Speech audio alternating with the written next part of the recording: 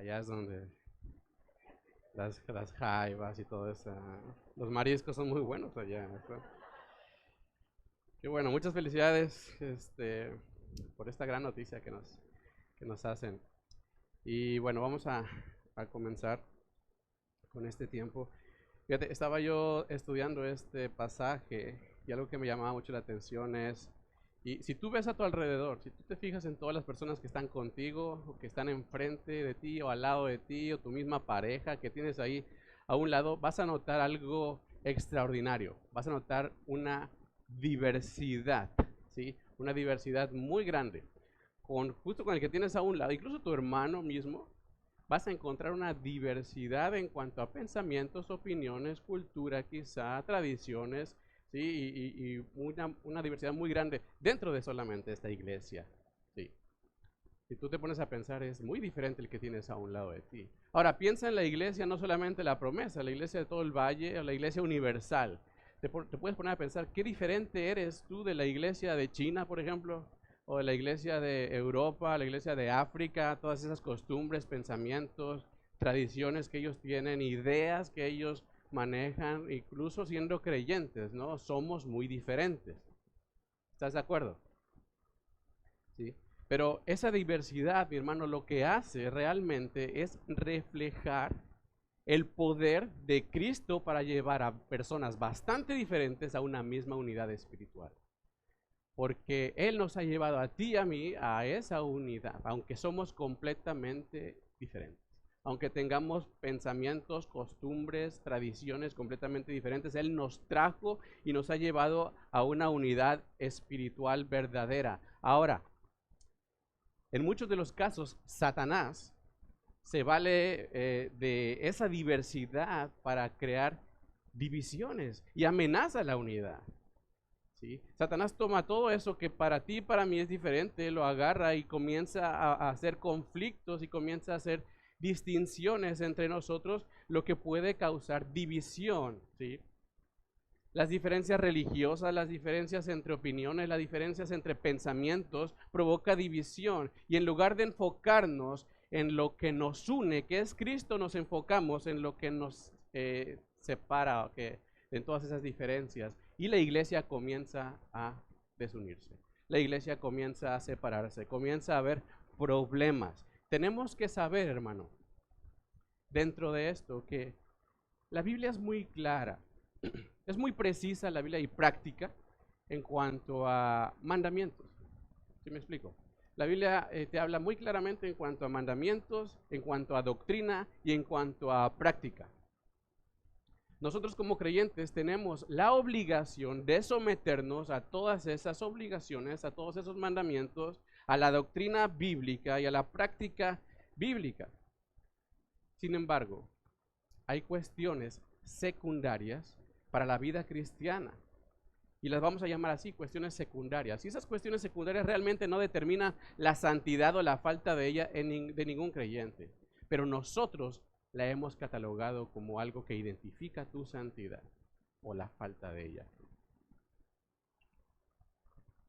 En situaciones de ese tipo secundarias, muchas veces causa fricción en los creyentes, muchas veces causa problemas entre unos y otros. Y han llegado incluso a dividir congregaciones. Esas cuestiones secundarias han llegado a dividir congregaciones. Y precisamente es lo que está pasando en la iglesia de Roma, en la cual Pablo está escribiéndole en este momento a los romanos, ¿sí? Donde él va a enseñar qué actitud debe tomar el creyente cuando suceda este tipo de diferencias o este tipo de problemas. Y vamos a estudiarlo hoy. Te voy a pedir que abras tu Biblia en Romanos capítulo 14. Vamos a leer los versos 1 al 9. Romanos 14, versos del 1 al 9. Cuando lo tengas, ponte de pie.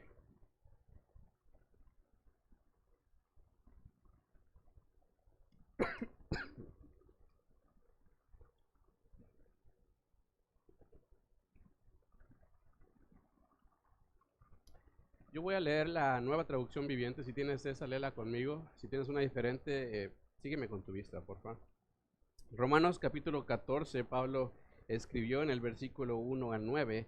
Acepten a los creyentes que son débiles en la fe y no discutan acerca de lo que ellos consideran bueno o malo. Por ejemplo, un creyente piensa que está bien comer de todo, pero otro creyente con una conciencia sensible come solo verduras. Los que se sienten libres para comer de todo no deben menospreciar a los que no sienten la misma libertad. Y los que no comen determinados alimentos no deben juzgar a los que sí los comen, porque a esos hermanos Dios los ha aceptado. ¿Quién eres tú para juzgar a los sirvientes de otro? Su amo dirá si queda en pie o cae, y con la ayuda del Señor quedarán en pie y recibirán la aprobación de Él. Del mismo modo, algunos piensan que un día es más sagrado que otro, mientras que otros creen que todos los días son iguales. Cada uno debería estar plenamente convencido de que el día que elija es aceptable. Los que adoran al Señor en un día en particular lo hacen para honrarlo a Él. Los que comen toda clase de alimentos lo hacen para honrar al Señor, ya que le dan gracias a Dios antes de comer. Y los que se niegan a comer ciertos alimentos también quieren agradar al Señor y le dan gracias a Dios. Pues no vivimos para nosotros mismos, ni morimos para nosotros mismos. Verso 8. Si vivimos es para honrar al Señor, y si morimos es para honrar al Señor. Entonces, tanto si vivimos como si morimos, pertenecemos al Señor.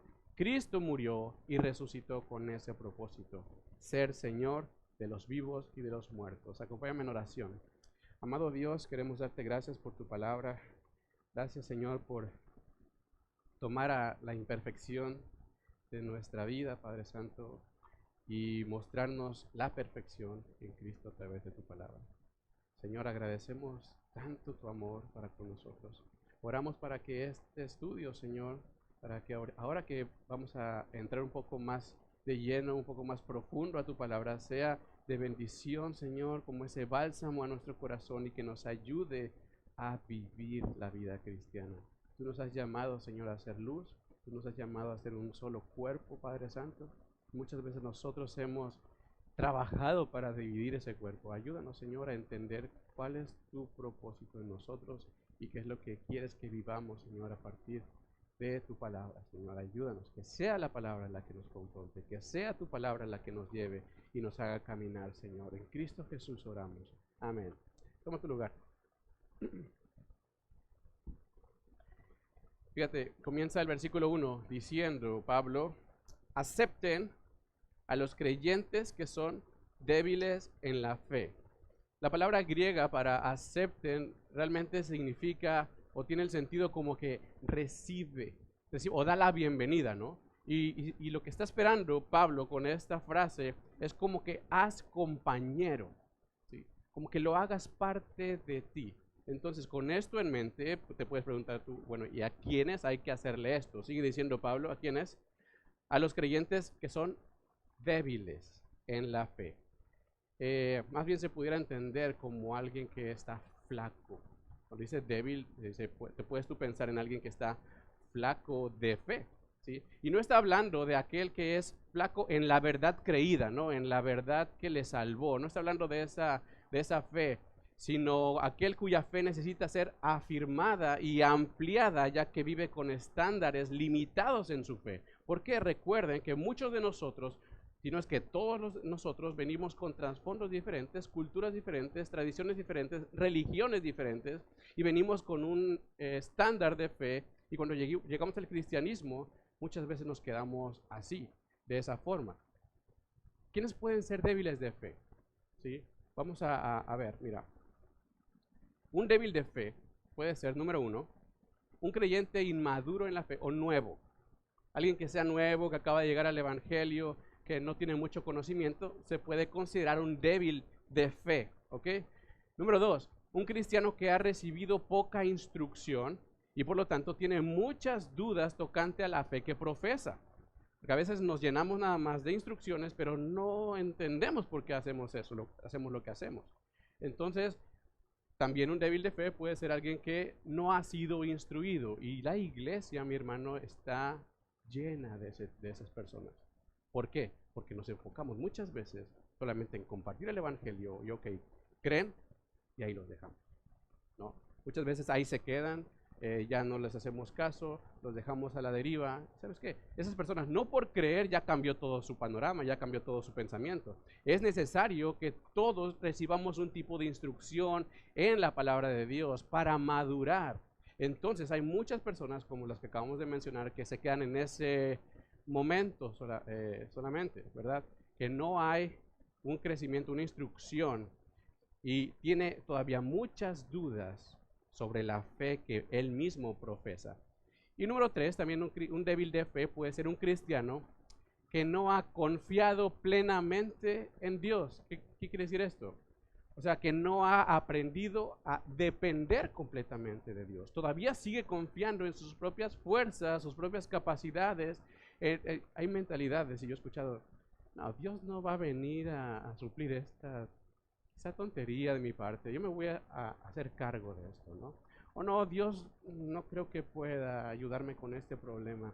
Y no aprendemos a descansar en el Señor. No sabemos cómo entregarle toda nuestra vida, todo nuestro cuerpo, toda nuestra salud, toda nuestra familia a Dios, y quedamos estancados y seguimos siendo débiles de fe. El momento en que tú confías en el Señor plenamente y le entregas todo en tu ser, toda tu vida, en tu vida física, espiritual, emocional, familiar y todo donde tú te desenvuelves, en ese momento estás creciendo a una madurez espiritual. De estos tres, ¿en cuál tú te sientes identificado? ¿Eres quizá un creyente nuevo? ¿Eres quizá un creyente que no ha sido instruido y sigue con dudas en la fe que profesa? ¿O eres un creyente que todavía no confía plenamente en el Señor?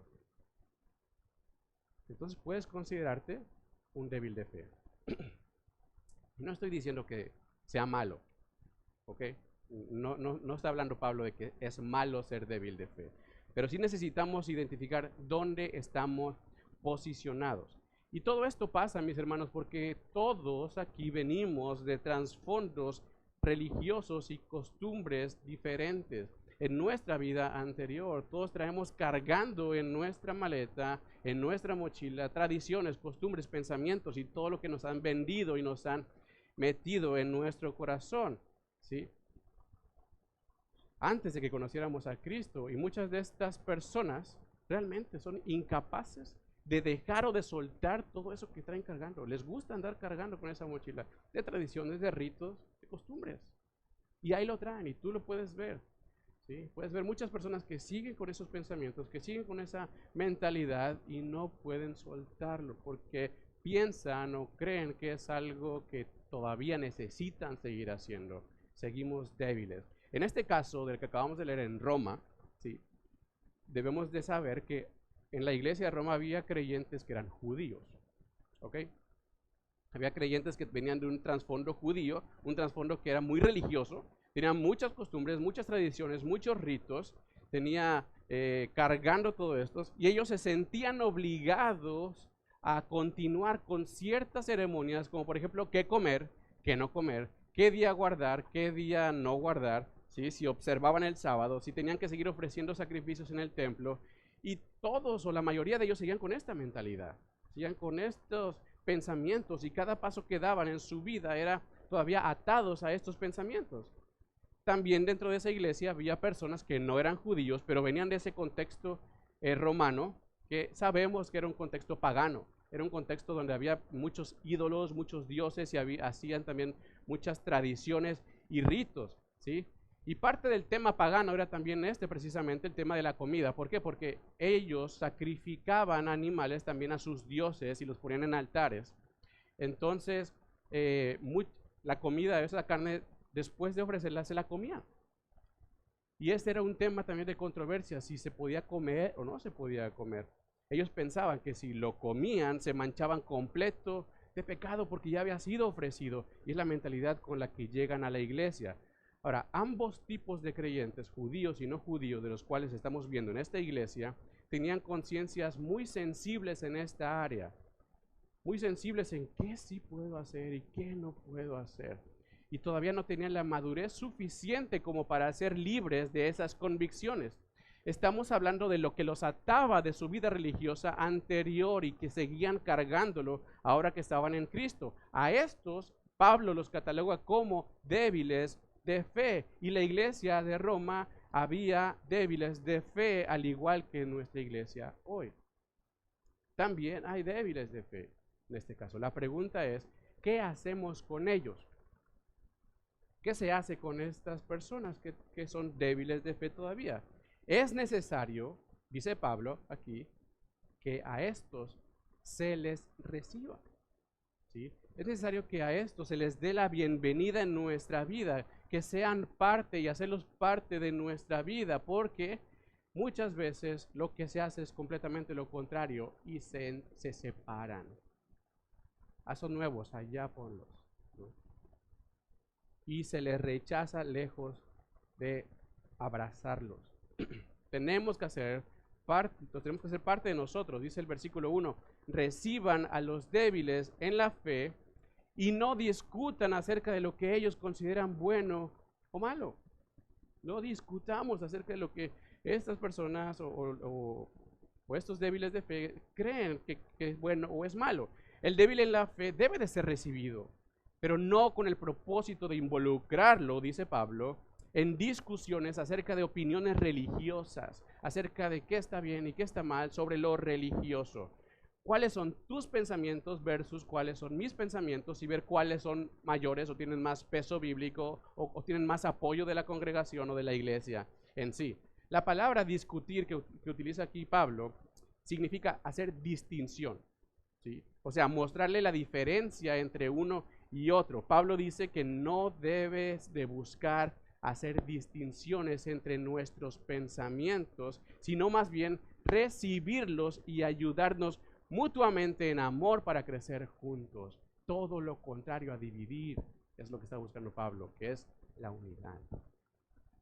Y viene hablando desde el capítulo anterior, desde el capítulo 13, acerca del amor. Cómo tenemos que tratarnos y todo lo que hagamos tiene que ser en amor, ¿sí? Y de esa forma tenemos que ayudarnos. Si nos damos cuenta, mis hermanos, la exhortación que está hablando Pablo aquí en el capítulo 14, versículo 1, no es tanto para que el débil deje de ser débil. No está hablando Pablo acerca de esto, sino la exhortación es más bien para aquel que es maduro en la fe, porque Pablo le está diciendo, recíbele. Recíbele. ¿A quién le está hablando entonces? Al maduro. Le está diciendo, recíbele. Y esto significa más que solamente tolerarlo, porque a veces así decimos, ¿no? No, si sí lo recibo, si dejo que se sienta al lado de mí. Si dejo que entre a mi iglesia. Aquel que sí lo recibo. No está hablando solamente de tolerarlo, ¿sí? Sino que debe de ser aceptado plenamente en la misma comunión en la que tú te encuentras. Ahí donde tú estás, debes de abrazar a los que son nuevos, a los que no han sido instruidos y a los que siguen teniendo dudas de su fe. Tenemos que abrazarlos sin discriminación. Se pudiera pensar, por lo que leemos aquí en Romanos 14, que la iglesia de Roma se encontraba en algún tipo de situación de división, ¿sí? En cuanto a pensamientos, costumbres, y que unos por allá y otros por acá se encontraban en esta situación, quizá desprecio había entre ellos, o por lo menos había etiquetado, ¿no? Más que sí, que el débil de la fe, y ya, traía ahí su etiquetado de débil de la fe. Y aquellos maduros, y aquellos son débiles, y aquellos son, no sé cómo, y había esto en esta iglesia. Y por eso Pablo hace esta exhortación, buscando, como lo ha hecho desde el principio, la unidad. Eso es lo que a nosotros nos debe de enfocar, la unidad en amor de la iglesia. Normalmente lo que hacemos cuando llega alguien nuevo a la iglesia, o débil en la fe, o que trae arraigadas costumbres religiosas anteriores, es tratar de convencerlo mostrándole en su cara lo malo. Tú estás mal por esto y por esto y por esto. Así tratamos, ¿no? Nos creemos más espirituales o más maduros cuando hacemos esto. Hacemos diferencia y los separamos, los etiquetamos y aquellos no, ya ni le hables porque más te va a confundir y los hacemos a un lado. De esta forma es que se producen esas contiendas. Ya hay división y hay separación. ¿Cómo es que tú y yo estamos en esta iglesia? ¿Conoces algún débil que esté pasando por esto? ¿Cómo es que tú lo estás tratando? Y lejos de convencerlos con nuestra actitud, ¿qué es lo que pasa? Surge lo contrario. Lo alejamos. Sin embargo, mi hermano, al recibirle en plena confianza fraternal, plena confianza de amor, será de esta forma la más eficaz de liberarle de sus dudas.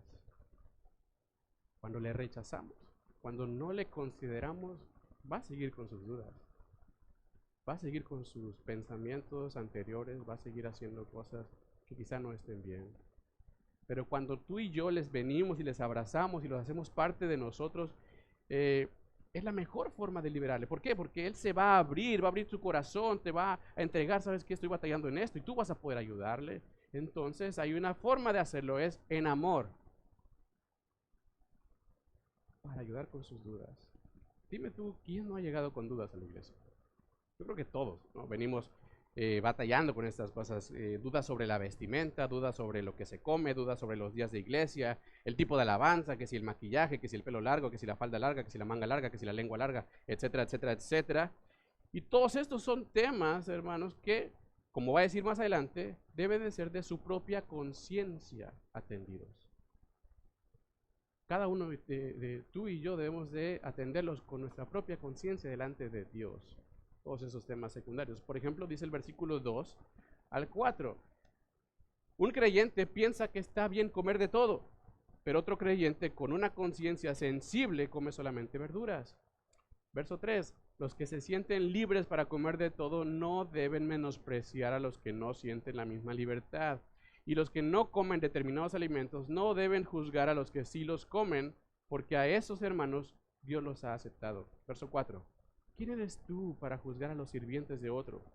Su amo dirá si queda en pie o cae, y con la ayuda del Señor quedará en pie y recibirán la aprobación de Él. En la iglesia del primer siglo, cuando inició la iglesia, un tema de controversia y de división era esto precisamente, la comida. El contexto cultural era de sacrificios, como ya lo mencionamos, de animales a dioses paganos, ¿ok? Entonces, en muchas ocasiones, esa carne ofrecida en los altares, esa carne ofrecida a dioses paganos, después del ritual la vendían, ¿sí? Pero obviamente, como ya se considera una carne usada, la vendían más barata, la vendían a un menor precio. Y en ese tiempo, muchos creyentes de fe firme ejercían su libertad en Cristo y comían esa carne más barata, esa carne ofrecida. Quizá tú estés pensando, pero ¿cómo es posible, pastor, si es una comida entregada en sacrificio a otros dioses paganos inmundos? ¿Cómo es posible que coman eso? Bueno, ese precisamente era el pensamiento de los débiles de la fe y por lo cual había problemas y conflictos, ¿sí?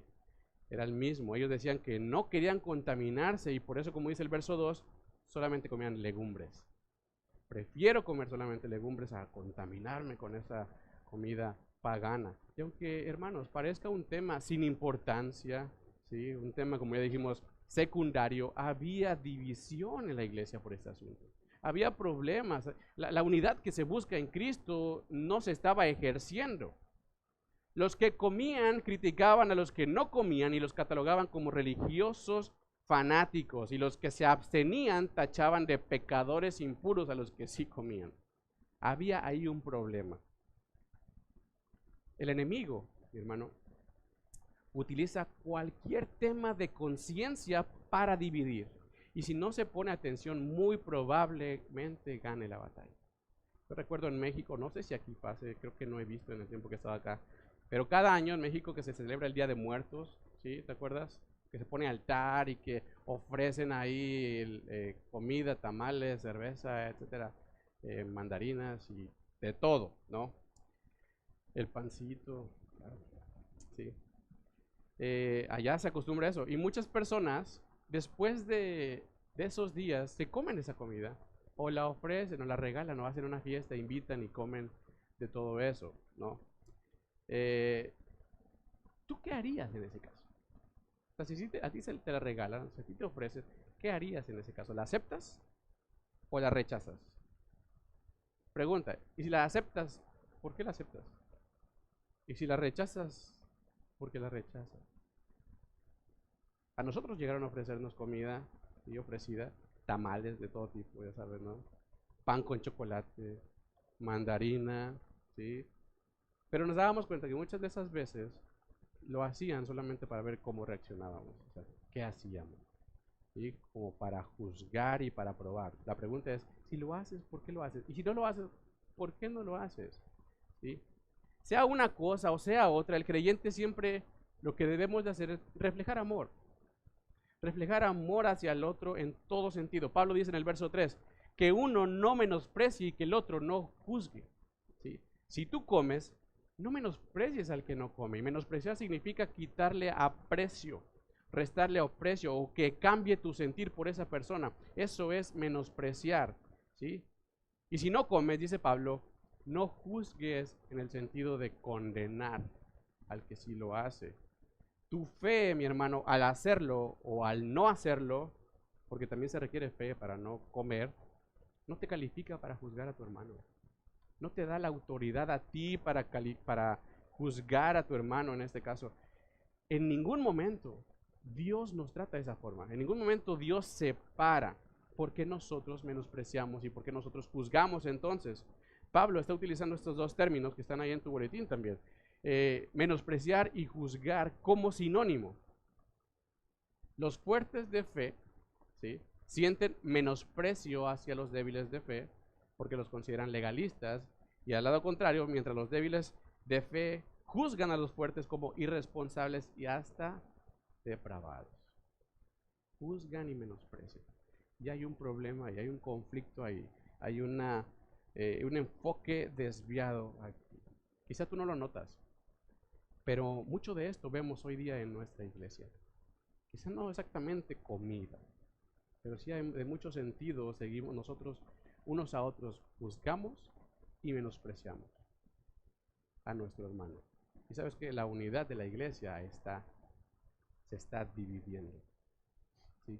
Hay algo que se está perdiendo de vista. Y es por eso que al final Pablo dice en el verso 3, a esos hermanos, coman o no coman, Dios los ha aceptado.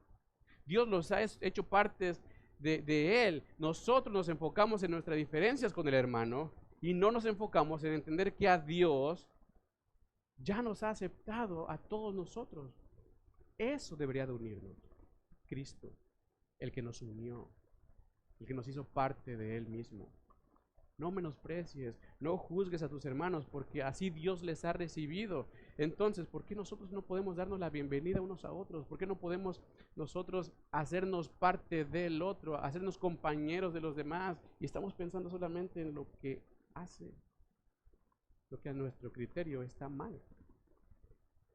Dice el versículo 4, ¿quién eres tú para juzgar a los sirvientes de otro? Su amo del otro va a decir quién queda en pie o quién cae. Él es el que lo va a decir. Y con la ayuda del Señor quedarán en pie y recibirán la aprobación de Él. La fe que tenemos, hermano, no nos da la autoridad, ¿sí?, de juzgar. Lo que importa de verdad es cómo evalúa Cristo a cada creyente. Cómo es que Dios te evalúa a ti. Eso es lo que importa. ¿Cómo es que el Padre te evalúa a ti? Y ¿sabes qué? Cuando te ve a ti, ve a Cristo. ¿Cómo crees que te evalúa entonces? Porque nosotros juzgamos.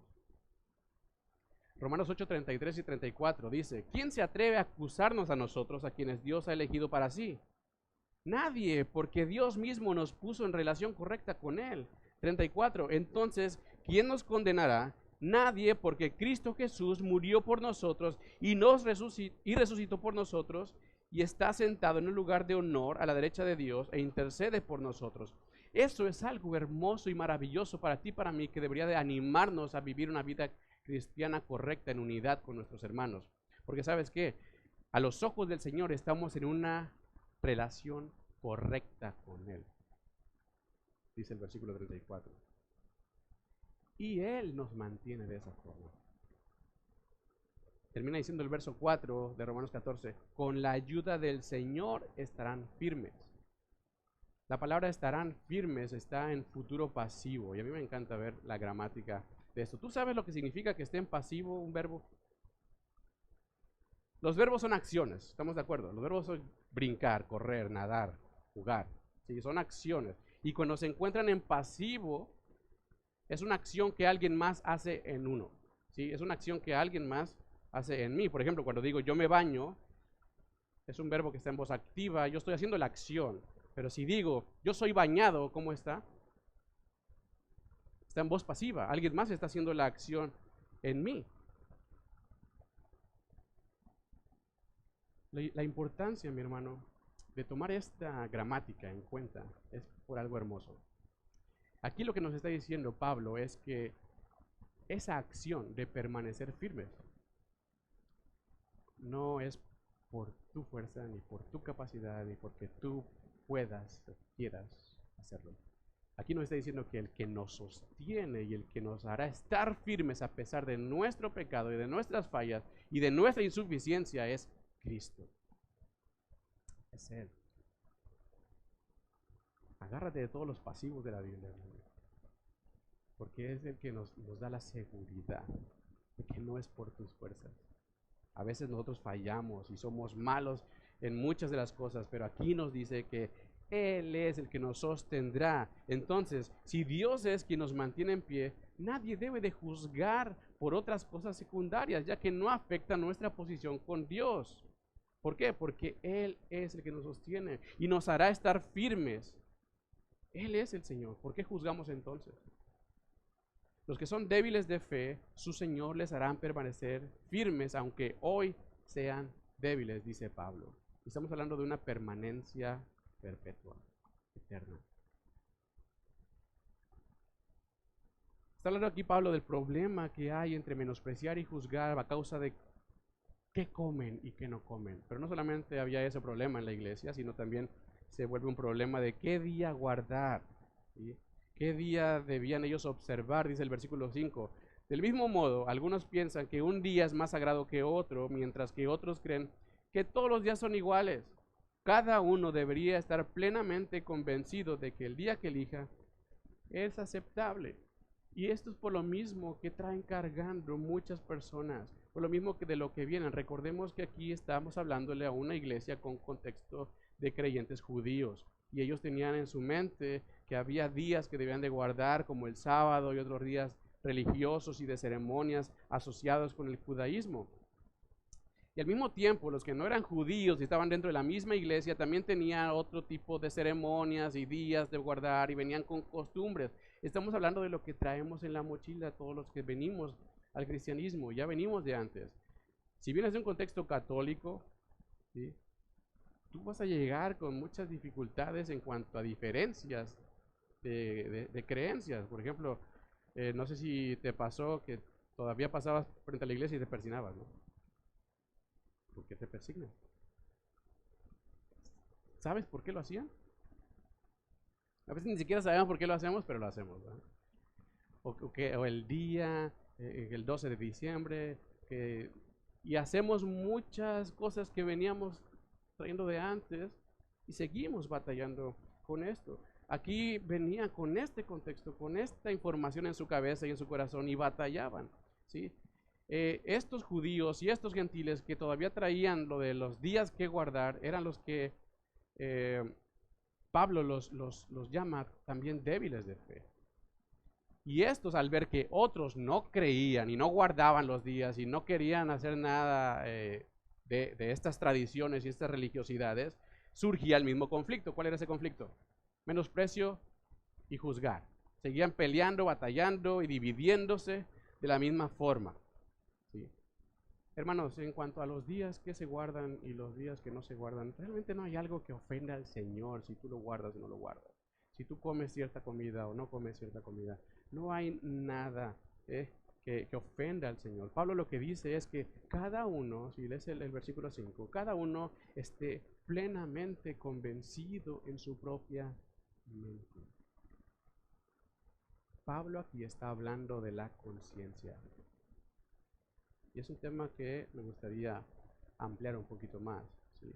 Fíjate bien, cada cristiano debe seguir lo que dicta su propia conciencia, ojo, en asuntos que no sean prohibiciones o mandatos directos en la Biblia. Porque de hecho la conciencia, mi hermano, es un mecanismo que Dios ha puesto en cada uno de nosotros para darnos advertencias, para darnos luces rojas en nuestra vida. Y esta conciencia responde a parámetros establecidos por Dios en la ley moral de nuestra mente. ¿No sabías eso? Los veo medios escépticos a muchos. Abre tu Biblia en Romanos. Fíjate lo que dice el mismo Pablo en la misma carta en Romanos capítulo 2, versos 14 y 15.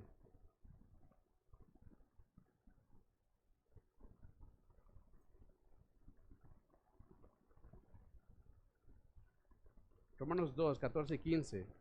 Dice Pablo, a los gentiles, aún los gentiles, quienes no cuentan con la ley escrita de Dios, porque los gentiles recuerda que eran no judíos y no tenían las escrituras, ellos no contaban con la ley escrita de Dios, ¿sí? Aún ellos muestran que conocen esa ley cuando por instinto la obedecen aunque nunca la hayan oído. Verso 15. Ellos demuestran que tienen la ley de Dios escrita ¿dónde? En el corazón, porque su propia ¿qué? Conciencia y sus propios pensamientos o los acusan o les indican que están haciendo lo correcto. Mucho de lo que tú y yo hacemos, ¿sabes qué pasa? Es que tratamos de apagar esa voz y la ignoramos. Esa voz de la conciencia que Dios ha puesto en nosotros. Más bien los creyentes debemos responder a las alarmas y los focos rojos en la medida que vamos madurando. Pero todo esto, mi hermano, solamente vamos a poder lograrlo a través de las Escrituras. Necesitamos conocer la Biblia para saber que esas alertas y esas alarmas son bíblicas, ¿sí? Y debemos de responder tú y yo a esto. Entre más conozcamos tú y yo la palabra de Dios, ¿sabes qué es lo que va a pasar? Nuestra mente no nos alertará de cosas que no son esenciales, como qué comer o qué de aguardar. Esas cosas que no son esenciales no nos va a alertar tanto, ¿sí? De esa forma, por medio de las Escrituras, se llega a la madurez de fe.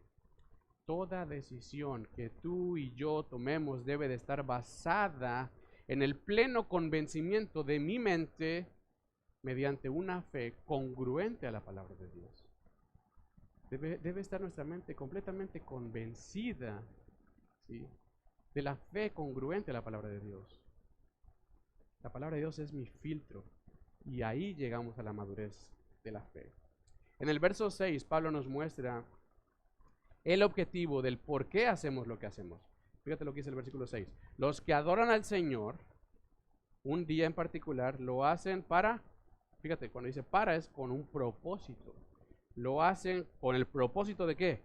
De honrarlo a Él. Los que comen toda clase de alimentos lo hacen con el propósito de honrarle a Él, ya que le dan gracias a Dios antes de comer. Y los que se niegan a comer ciertos alimentos también lo hacen con el propósito de honrar al Señor y le dan gracias. El propósito de nuestra vida es ese. Lo importante, mi hermano, no es la acción, sino el objeto.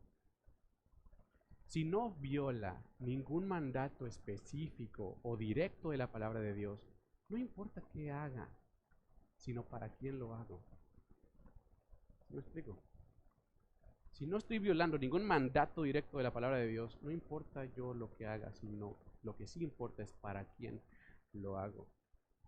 Lo mencionamos a un principio, no se trata de mi vestimenta, de qué música tocamos en la iglesia o de qué instrumentos usamos. No se trata de qué día tenemos nuestro servicio, ni la hora, ni el lugar, siempre y cuando lo hagamos para glorificar a nuestro Señor. El cristiano maduro de fe come de todo y lo hace con la finalidad de ¿qué? De honrar a Dios. Porque da gracias por su provisión. Le dice, Señor, yo no sé de dónde vino esto, o sí sé de dónde vino, pero yo sé que está en mi mesa porque tú me lo has dado. Y te doy gracias. Tú me has provisto de alimentos, Señor, y te glorifico a ti. Te doy gracias por estos alimentos. Así vive. Y el que no come también de la misma forma. Le dice, Señor, yo me voy a abstener de esto para honrarte a ti. Y te doy gracias. ¿Sí me explico? Realmente no es tanto la acción, sino el objetivo, el objeto. ¿Para quién lo hago? El tema aquí, hermano, es la honra a Dios con lo que hacemos. Pregunta. ¿Honramos a Dios con lo que hacemos completamente convencidos en nuestra conciencia? ¿O apagamos esa vocecita en nuestro interior? A veces pensamos, yo soy maduro y como no me afecta en mi relación con Dios y no pasa nada, yo sigo orando y me sigo sintiendo bien, muchas veces de esa forma ignoramos esa voz. Ignoramos eso que Dios ha puesto, esas alertas y esas luces, porque me considero maduro. Pensemos en algo por un momento. ¿Tomar una cerveza lo prohíbe la Biblia? ¿No? O sea, que la Biblia diga, no tomes una cerveza.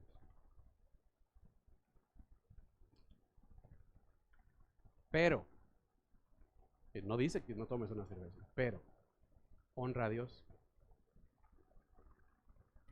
Todos quedan callados. ¿Qué te dice la conciencia? ¿Sí? ¿Me explico dónde voy? ¿Pudieras tú dar gracias a Dios por la cerveza? O sea, que le digas, Señor, gracias, te agradezco por este six que has provisto, tuya sea la gloria, Señor.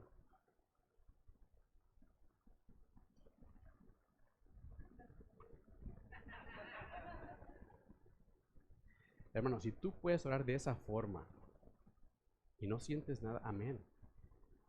Amén. Invitas. Estamos hablando de un tema de conciencia, ¿sí? Es un tema de para quién hago lo que hago. Ahora, mujeres, y no específicamente las mujeres, también hay hombres, pero vamos a hablar, le hablo a las mujeres. Respecto a la vestimenta, si puedes tú decir cada mañana, antes de salir de tu casa, viéndote al espejo, Señor, sea tu nombre glorificado con mi vestimenta, ¿puedes tú hacer eso? Si puedes hacerlo, decirle, Señor, así como estoy saliendo, sea tu glorificado. Dale, hermano. Pero si tu conciencia, siendo congruente con la palabra de Dios, te dicta otra cosa, hermano, no lo ignores. No lo ignores. El enfoque de Pablo es que ya sea que eres maduro o débil, vivas honrando a Dios principalmente y no juzgando a tu hermano. Un creyente maduro no es mejor delante de Dios que un débil de fe. Dios los sienta a los dos en la misma mesa y les da los mismos privilegios y las mismas bendiciones en Cristo tenemos todos. Estamos ahí disfrutando el mismo banquete. ¿Por qué tú y yo separamos y no damos la bienvenida a los que no son como nosotros? ¿Por qué juzgamos y menospreciamos? Te voy a decir por qué. Porque seguimos siendo egoístas, centrados en nosotros mismos y no queremos amar. No es que no podamos amar, ya podemos. Dios nos ha dado la capacidad en Cristo, pero no queremos. Hermano, hermana, arranquemos ese ego y comencemos a vivir de la forma en que Cristo nos ha enseñado a vivir la vida cristiana, que es amando, perdonando, recibiendo, obedeciendo, sometiéndote a Dios, y todo esto con la única finalidad de honrarle a Él y a su nombre. ¿Podemos hacer eso? Que la iglesia, la promesa pueda ser conocida por la unidad que hay. Tenemos que trabajar mucho. Versículo 7, pues no vivimos para nosotros mismos, ni morimos para nosotros mismos. Si vivimos es para honrar al Señor, y si morimos es para honrar al Señor. Entonces, tanto si vivimos como si morimos, pertenecemos al Señor. Cristo murió y resucitó con este propósito: ser Señor de los vivos y de los muertos. El enfoque, hermano, de la vida cristiana nunca ha sido uno mismo. Sí. El enfoque de la vida cristiana nunca ha sido hacia adentro, sino siempre es hacia afuera. El problema es que nos enfocamos y nos centramos en nuestro propio ego, y por eso no amamos, por eso no recibimos ni abrazamos a los demás. Y quizá tú has escuchado en otras iglesias completamente lo diferente a esto, ¿no? Predicadores que se enfocan totalmente en el hombre y no en Dios, totalmente en lo terrenal y no en lo espiritual, cuando la escritura, cambiando la escritura, a su propio beneficio. Donde la prosperidad es más importante, donde que tú estés bien es más importante que honrar a Dios y amar a tu prójimo. Fíjate, estos versículos que acabamos de leer, 8 y 9, en la teología de ellos se pudiera leer de la siguiente forma, y solamente voy a parafrasear para que veamos la diferencia, ¿sí? De acuerdo a sus enseñanzas, el versículo 8 diría: Pues si vivimos, para tener más vivimos. Y si morimos, nos faltó fe. Así sea que vivamos o que muramos, debemos de ser prósperos. 9. Porque Cristo para eso murió y resucitó y volvió a vivir, para que tú y yo vivamos nuestro momento, saquemos el campeón que hay en nosotros, llenos de lujos y prosperidad. ¿Cuántos dicen amén? Eso es lo que ellos están enseñando. Dime si está relacionado con lo que realmente dice la Biblia, ¿no? Con lo que hemos estado enseñando nosotros y estudiando a través de la palabra de Dios. Pero el problema es que muchos de nosotros venimos contagiados de esas ideologías, de esos pensamientos, ¿sí? Y hace que nos volvamos más egocéntricos, perdiendo el enfoque de honrar y glorificar a Dios, y nos empezamos a honrar y glorificar a nosotros mismos. Perdemos el enfoque, venimos contagiados por lo que se transmite afuera.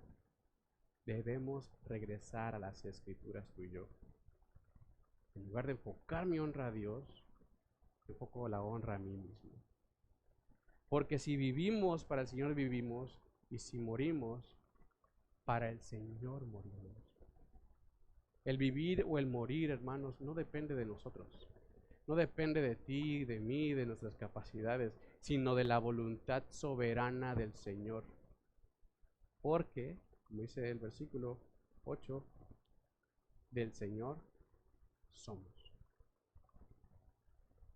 Esta frase expresa la razón del por qué vivimos o morimos para el Señor, simplemente porque le pertenecemos a Él, simplemente porque somos de Él.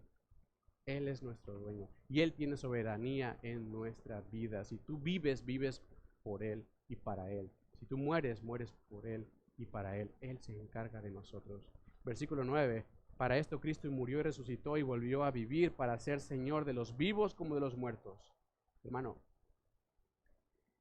Cristo te salvó para tener libertad, no para tener libertinaje.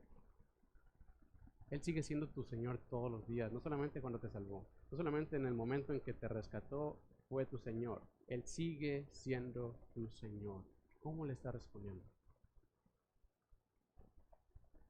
Tenemos que vivir de acuerdo a su señorío, honrándole y glorificándole. ¿Cómo le estás honrando? ¿Y cómo le estás glorificando? ¿Sabes una cosa? Y todo el enfoque de Pablo y de esta sección y de la escritura se trata de que cuando tú y yo enfocamos nuestra mente y nuestra vida en honrar a Dios, no hay espacio para diferencias y divisiones en la iglesia. ¿Por qué tanto énfasis en que si vives para Dios vives, si mueres para Dios vives, si comes honra a Dios, si no comes honra a Dios? Porque cuando tú y yo nos enfocamos en que todo es para Él, no hay más espacio para lo demás. No hay más espacio para que tú y yo tengamos problemas, para diferencias ni divisiones. Si tú y yo logramos entender esto, todo lo que hago, lo hago para honrar a Dios, vamos a erradicar esa división y vamos a encontrar la unidad que Cristo nos ha dado. Hay que buscar la unidad de la iglesia. ¿Por qué? Porque le pertenecemos al Señor. Somos de Él.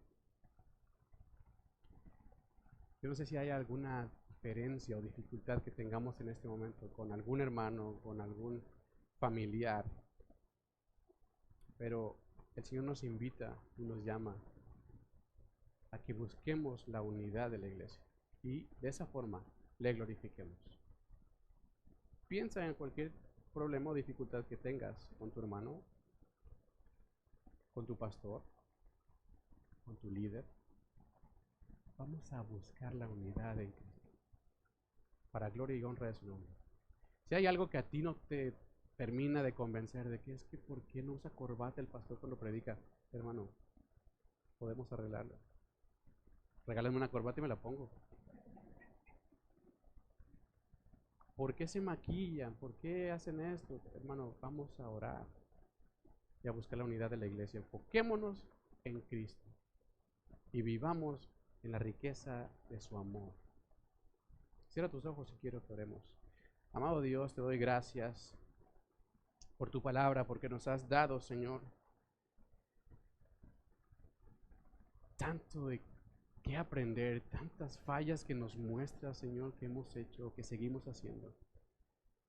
Pero yo sé que en ti y el Evangelio nos ayuda a poder buscar eso en la iglesia, Señor, que mis hermanos y yo podamos vivir en esa unidad, que nos lleven hacia ti, Padre Santo, que nos dirijan, Señor, siempre a glorificarte y a honrar tu nombre. No buscando trivialidades, Señor, diferencias, queriendo tapar mi pecado, buscando el pecado más grande de mi hermano. No, Señor. Ayúdanos a arrancar ese egocentrismo de nuestro corazón. Y si me voy a comparar, que sea compararme contigo y ver realmente lo pecador que soy. Y de esa forma darme cuenta que el único Salvador que necesito es a Cristo. Señor, tu nombre sea glorificado, exaltado, por siempre y para siempre, a través de nuestra vida, de nuestra forma de andar, de nuestras decisiones, siendo congruentes con tu palabra, Señor, y no ignorando la conciencia que tú has puesto en nosotros, en nuestro corazón, Señor. Sino darte siempre gracias en todo y por todo, porque tú nos has dado esa libertad en Cristo. Te amamos, te bendecimos y te glorificamos. Bendice tu iglesia, Señor, en el nombre de Cristo Jesús. Amén. Dios les bendiga, hermanos, estamos despedidos.